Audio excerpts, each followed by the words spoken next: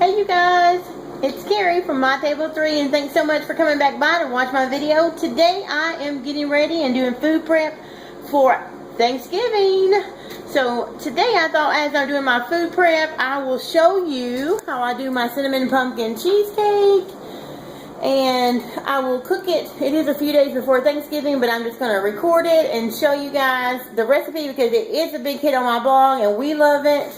And it freezes great. So tonight I'm going to make the cheesecake, show you how it's made, and then I'll let it cool off. And then I'll freeze it until Thanksgiving morning. When I get up early, I will take it out. And then I will let it thaw. In the either the night before I'll put it in the fridge and let it thaw, or the morning of I'll set it out on the counter and let it thaw and then put it in the fridge for later. It is amazing after it's come out of the freezer. Something about those low carb sweeteners just tastes so much better to me when you let them set. This is a low carb, gluten free, trim healthy mama, sugar free, if I've already said that I'm sorry, cinnamon pumpkin cheesecake. It's one of our favorites and I hope you enjoy it. So let's get to it. Got a lot to do. Alright guys, the first thing we're going to make for our low carb pumpkin cheesecake is the crust, and I'm going to use this bowl to mix it in. So the first thing we're going to start with is 1.5 cups of almond flour. This is the brand I use. I find it at Walmart. I've talked about this before. If I remember, I'll put the link to that review down in the bottom. So we're going to add our 1.5 cups of almond meal to our bowl. This crust is really easy. And the next thing I'm going to add is 1/4 cup of oat fiber. Now, don't get that confused with oat flour. Oat fiber, I use the Trim Healthy Mama brand, and this is from oats, the same grain as oatmeal or anything else, but it is just the fiber that has been extracted from the oat. So it's very low carb. Like 1/4 of a cup has, let's see, 26 carbs and 26 fiber, so 0 carbs. And it just gives it a good, like a cookie crust, kind of like a cookie crust feel to me, so I like adding. I'm just going to use 1/4 of a cup in there. Now remember, I've said before, if you're new here, you haven't heard this, but I believe there's a huge difference in oat fibers, and I just find that the Trim Healthy Mama brand has the best taste and texture, and it also is very mild in flavor, which goes along with the taste. So you don't taste it in your baked goods, you just get that great texture. So I'm just mixing it up a little bit.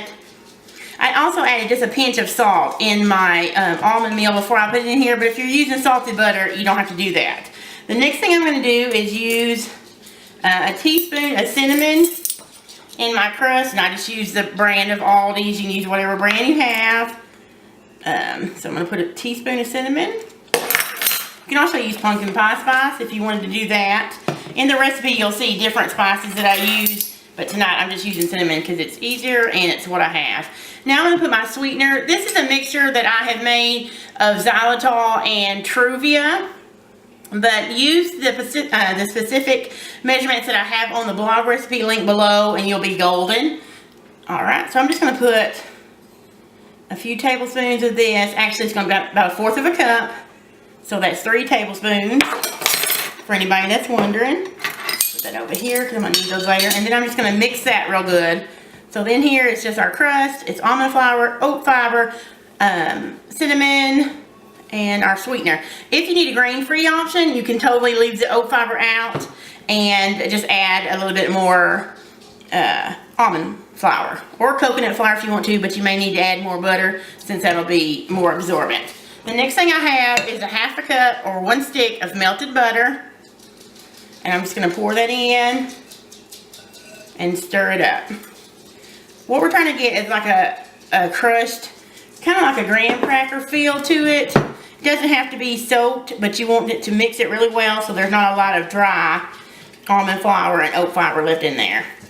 And going back to what I said earlier about the different brands of oat fiber, if you use New Naturals or another brand, I've noticed that they are a little bit more absorbent, which means they take more liquid than the Trim Healthy Mama, which I don't like that. But if you have those, you can totally use them. You just may need to add a couple more tablespoons of melted butter. Now, this is how I know that my crust is ready and has enough butter.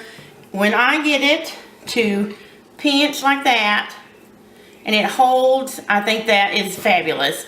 You can see it's still not drenched, it's kind of dry, but when you pinch it in your hand, with clean hands of course, it sticks like that. So the next thing we're going to do is wipe our hands. Hold on. And we're going to get our pan ready. We'll wipe our counter down. I'm going to use a 9.5-inch Springform pan. And it's just a Springform means that it has this little clip that opens and the bottom comes out, so that after your cheesecake is baked, you won't have any trouble getting it out of the pan. So I'm just going to move this aside, and I'm going to spray this really well with cooking spray. Now, let me go ahead and tell you a tip about Springform pans. You have to make sure that you cover these, the edges down here, because you don't want your filling leaking out in your oven. And it will if you don't get that crust over those things. Excuse me, guys, I got a little too much cooking spray there, I think. So, if you don't have a Springform pan, you can totally bake this in a glass baking dish or a large, like a 10-inch deep dish pie pan. But I like the oven here because it makes it pretty. And you're just gonna put this all over the bottom, get all of it in there. And this may look like a lot, but it is not going to be a super thick crust, because remember, you have to get it even and then up the sides. It will not go all the way up the sides. So it'll be a decent cookie-like crust, but it's not going to go all the way up the cheesecake. Probably maybe about a fourth of the way or halfway up. And if you have a smaller pan, just reduce the amount of almond flour, so you could use 1 cup of almond flour, not the whole cup and a half. And so I'm just pressing it into the pan, trying to get it as even as I can. It does not have to be perfect. You can see where I'm getting it over the sides. See, I'm making sure, you can still see the edge here, but over here I'm making sure to cover that up so there's no leakage when it's baking. Because let me tell you, you do not want to clean that mess up. Alright, so I'm just going to continue mashing this in and getting this even all the way around. And then I'm going to bake it in a preheated oven for about 8 minutes probably. And then I'll show it to you. I'll show it to you when I pull it out. While the crust is cooking, I thought I would hop on and show you guys how to throw the mix together.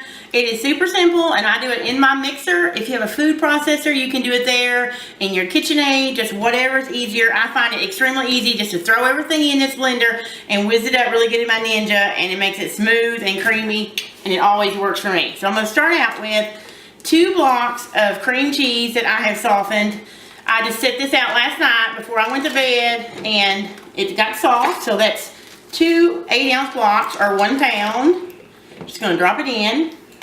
The next thing you need are 3 large eggs, and I've cracked them in there to make sure they're okay. So we're just going to dump those 3 large eggs in. Okay. The next thing we're going to need is, I'm going to let this on my spoon rest, is a 1/2 cup of sour cream. And I'm just going to get it straight out of this carton with my measuring spoon. I like to use this Highland or a Daisy sour cream because it doesn't have all that extra additives in it. It's just milk and cream and enzymes to make it culture. So here's my sour cream, a 1/2 cup. You guys use whatever sour cream you have on hand. It will work great. Tastes fine too. Okay, so that's sour cream. I'm going to set the pumpkin aside because we don't quite need it yet, but I do need a 1/2 cup of my sweetener. Remember, I use xylitol and Truvia mix, but follow the directions that I use on the blog, or find the Trim Healthy Mama conversion chart, or whatever low carb sweetener you want, and sub the same equal amounts. The next thing I'm going to do is another teaspoon of cinnamon. This is, after all, a cinnamon pumpkin cheesecake, and we will use a little bit more shortly on the top. Now, to save you guys some ear pain and a little bit of time on the video, I am going to, oh, don't let me forget, I got to add a little bit of vanilla. I'm actually going to add 2 teaspoons of vanilla. Can't go wrong with vanilla. It smells amazing. Every time I open the vanilla bottle, it reminds me of the holidays, even if it's like April or June. I love the smell of it. It's one of my favorites.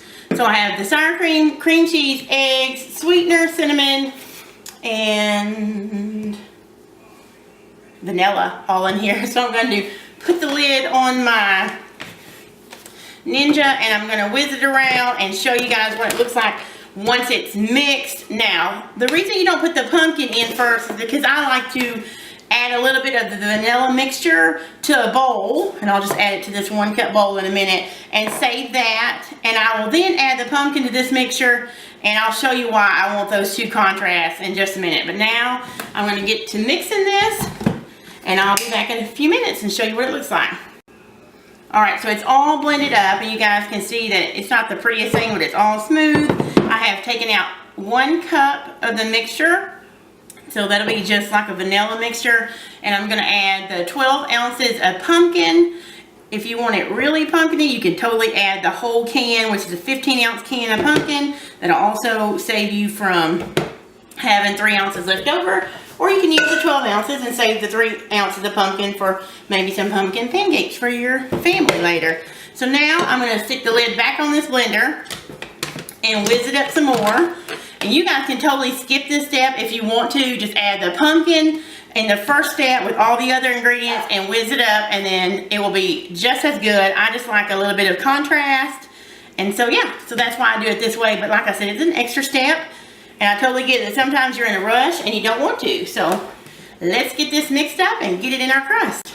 Alright, so we have our crust out of the oven. You can see it's lightly brown. You do not have to cook it all the way through because it's going to bake more when we put the filling in there. Here is our pumpkin filling. It has been mixed up in our blender and it's ready to go. I'm just going to pour it in our crust. And remember, we sealed the crust up, this pan, really well with the crust on the bottom. That way no leaks in your oven, which is fantastic, because let me tell you, I have dealt with those leaks. Unfortunately, my husband had dealt with them because he cleans and I cook, so bless his heart. He's cleaned a lot of those up. I had one of the recipes on my blog, the chorizo breakfast pie. It leaked everywhere, you guys, and it was a mess. So yeah, you ever have anything like that?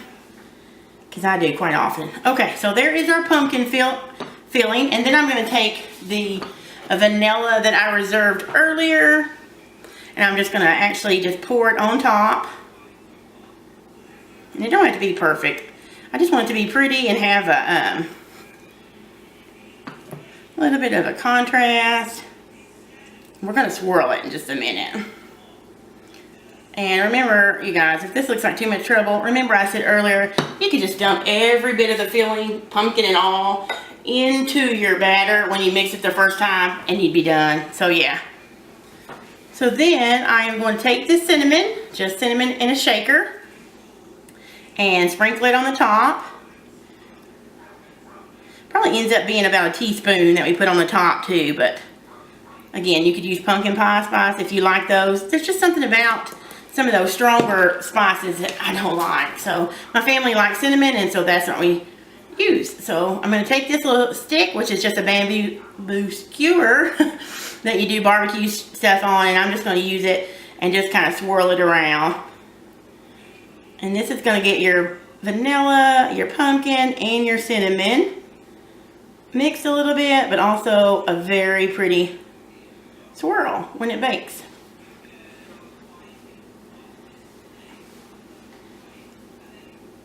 Alright guys, I am now going to put this in my oven at the temperature, I think 325 I believe is what I'm going to put it at. Check the recipe below in case I just told you a story. And I'm going to bake this until it's done, until something that goes in the middle and comes out clean. You don't want to over bake cheesecake because it will split and will be unattractive. So let's get this in and bake it. I can hardly wait to smell it as it bakes. I'll check back with you in a few minutes when it's done. Alright guys, so we have the kitchen cleaned up and the dishwasher's running, so the mess is all cleared up. The cheesecake is out of the oven. It's been cooling. It's been cooling now for about an hour, hour and a half, and I even set it in the cooler for a little bit so I can speed things along and show you guys how to take it out of your pan. Once it gets fully baked, you can see there are a few cracks online because somebody lost track of time and left it in a little bit too much. But it still smells amazing. It's going to taste amazing. And I'm going to show you. I just took a knife and run it real gently around the edge, and you can see where it pulled away from the edges. Hopefully you can see that. And now I'm going to show you with this latch here. I'm just going to unhook it like that, and you've seen it kind of dropped down, and you're going to gently put your hand underneath it and push up, and it should come right out. Ta-da! That's a glorious feeling when it comes out. and nothing sticks. You guys know how that is, right? So there is our cinnamon pumpkin cheesecake. It is a little bit more pumpkin-y than I normally use. Than it looks in my blog pictures. You'll notice that because I did use the whole can of pumpkin, not the 12 ounces, because I didn't want any left over. So here again is the pumpkin cheesecake. You could let it chill. I would suggest maybe leaving it in the fridge until it is completely chilled and cold, because I think it tastes best. If you can make it the night before and let it chill overnight, it is amazing. I have family that ate it last year and they didn't even know the difference. They didn't realize it was sugar-free, gluten-free. So this is actually for our Thanksgiving dinner. I'm making this a few days before Thanksgiving, so I'm going to wrap it up real tight in wax paper and then in saran wrap, and then I'm going to put this in the freezer and let it freeze and keep until Thanksgiving morning. Bright and early, I'll pull it out and I'll let it thaw until after lunch, and then we can cut it and have it. It'll taste just like I baked it that day, maybe even better because it's set. So I hope you guys have enjoyed this recipe for low-carb pumpkin cheesecake, and I hope each one of you have a very blessed Thanksgiving. I'm so thankful for each and every one of you that stop by all the time and watch my videos. I cannot express to you how grateful I am to have you on this journey with me. So I hope you enjoy your Thanksgiving, and if you give this cheesecake a try, let me know. And I hope you have a great week, and I'll see you next time.